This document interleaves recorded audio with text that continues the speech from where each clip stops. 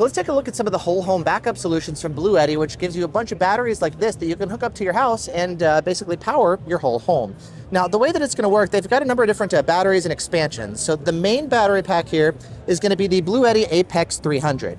You can see the maximum output wattage right there, as well as the capacity, about 2,700 watt hours. Then if you want to extend that, they've also got some additional expansion batteries. So the bigger one is going to be the B500K. This is going to be 5,100 watt hours, so basically double the capacity here of that one. Additionally, if you want to get a smaller battery here, there's the B300K, and this has the same capacity here as the Apex 300 itself. Now, you can see on the side here, they've got the different connectors and cables so that you can connect all the different add-on batteries. And then we've got different ports here on this side, like that, so you can charge in different ways. We've got on this side a bunch of different AC adapters, so you can hook up different devices. So you can see right now we've got it plugging in over there.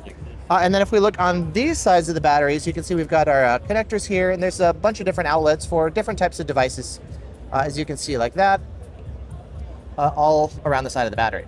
Now up here we actually have a button that lets us turn the AC outputs, these different connectors, on and off, and when we put a load on there, you're going to start to see how much power it's drawing. And right here on the display you can see all the relevant stats, so like, power in, power out, remaining capacity, charge times, etc. Over on this side we've got different charging modes depending on if you want maybe like quieter charging or like higher speed but noisier charging.